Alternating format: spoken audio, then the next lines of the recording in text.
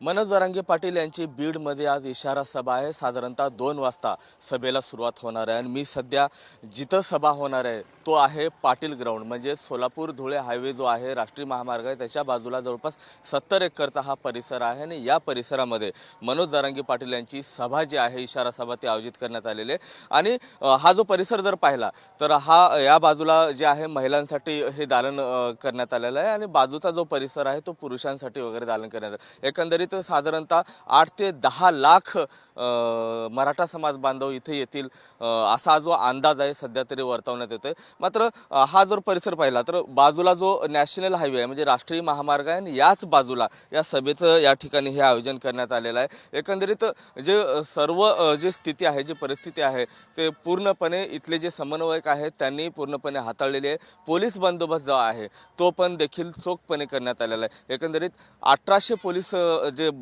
पथक आहेत, कर्मचारी आहेत, या ठिकाणी बंदोबस्तात तैनात करण्यात आलेला आहे। आणि या अशा पद्धतीनं जर पाहिलं तर हा कंपाऊंड आहे आणि या कंपाऊंडच्या आतमध्ये जो परिसर येतोय या ठिकाणी ही सभा होणार आहे। साधारणतः सभेला 2 वाजता ही सुरुवात होणार आहे आणि जर अशा पद्धतीनं पाहिलं तर पहिल्यांदाच छत्रपती शिवाजी महाराजांचा अश्वरूढ जो पुतळा आहे या ठिकाणी ठेवण्यात आलेला आहे। जो कोणी समाज बांधव इथे येईल, सुरुवातीला छत्रपती शिवाजी महाराजांना अभिवादन करेल, त्यांना वंदन करेल आणि या ठिकाणी अशा पद्धतीनं या सभेला ते येतील। आणि हा जर बाजूचा जर परिसर बघितला तर स्वच्छतागृह असतील, नाश्त्याची व्यवस्था असेल, पाण्याची व्यवस्था असेल, संपूर्णपणे समन्वयकांनी जे आहे त्याची व्यवस्था इथे केलेली आहे। कारण उन्हाचा दिवस आहे, कुठेही सावली नाही, त्यामुळे इथे येणाऱ्या जे समाज बांधव आहेत त्यांना कुठलाही त्रास होणार नाही याची काळजी जी आहे इथल्या समन्वयकांनी घेतलेली आहे। एकंदरीत मनोज जरांगे पाटील आजच्या इशारा सभेमध्ये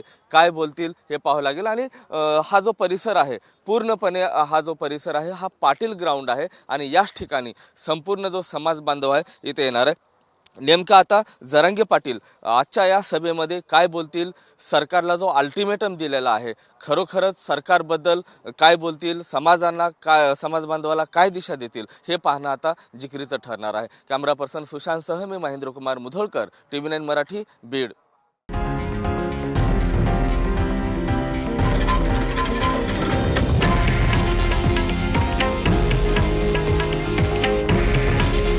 हे आहे देशातील नंबर 1 न्यूज नेटवर्क आणि आपण पाहत आहात TV9 मराठी।